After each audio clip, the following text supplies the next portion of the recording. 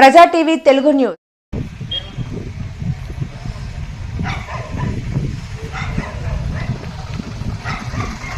Video ఒకటి చాలు కదా.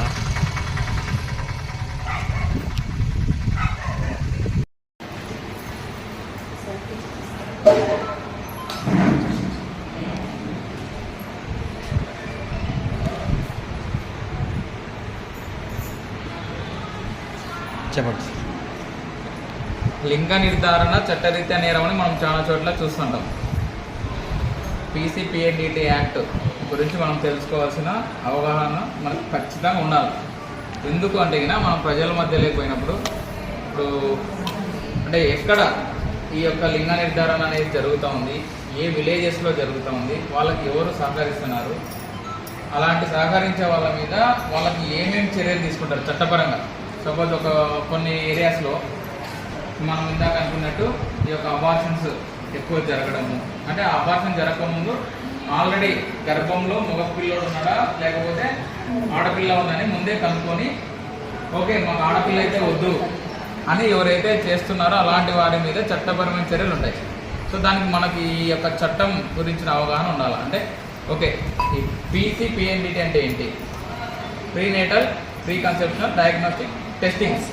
ఓకే, సో దీని గురించిన అవగాహన ఎందుకు ఉండాలంటే కొంతమంది వైద్యులు కానీ లేకపోతే కొంతమంది దళారులు లాగా ఉంటారు, అంటే మీడియేటర్స్ అంటాము. వాళ్ళు డాక్టర్స్కి ప్రజలకి మధ్యలో నేను ఫలానా హాస్పిటల్లో మేము పిలుచుకొని పోయి ఆడపిల్ల అయితే మనం గర్భాన్ని తీసేపిచ్చేద్దాం అనే వాళ్ళు ఉంటారు. సో అలాంటి వాళ్ళకి మనకి ఎవరైనా మీకు తెలిసిగిన జరుగుతుంది అంటే ఫస్ట్ మొట్టమొదటిగా మీకు సంబంధించి అంటే వైద్యాధికారికి చెప్తారు, నాకు చెప్తారు.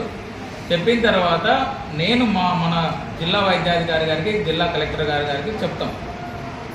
దీని పర్యవసానం ఎట్లుంటుందంటే పీసీపీఎన్డీటీ యాక్ట్లో ఫస్ట్ సారి ఎవరైనా అట్లా పట్టుబడితే ఇలాంటివి చేస్తున్నట్టు 10,000 జరిమానా, తర్వాత జైలు శిక్ష కూడా ఉంది 1 year.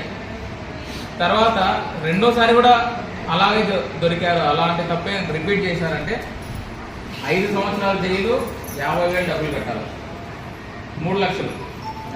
5 సంవత్సరాల జైలు, 3 లక్షలు. మూడోసారి అయితే సేమ్ మళ్ళీ 5 లక్షల జరిమానా, ఈసారి 5 సంవత్సరాలు జైలు.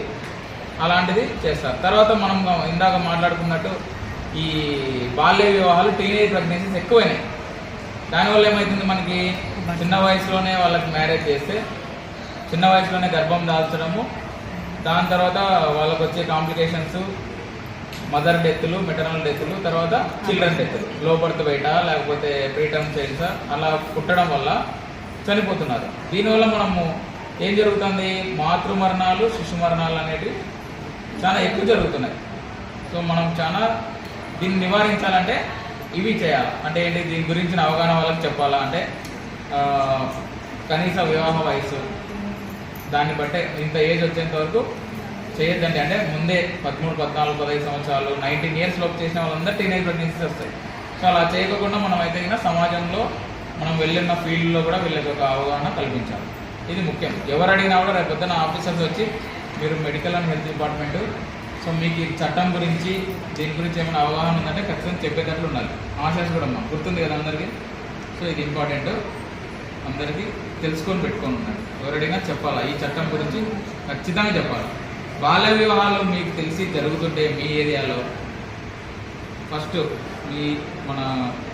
మీ వైద్యాధికారికి, తర్వాత నేను మళ్ళీ ఎస్ఐ వాళ్ళకి, ఎంఆర్ఓ వాళ్ళకి, ఇలా మనము మన డిఎంహెచ్ వాళ్ళకి తెలిపి అలాంటివి మనము ఆపడానికి ట్రై చేస్తాం.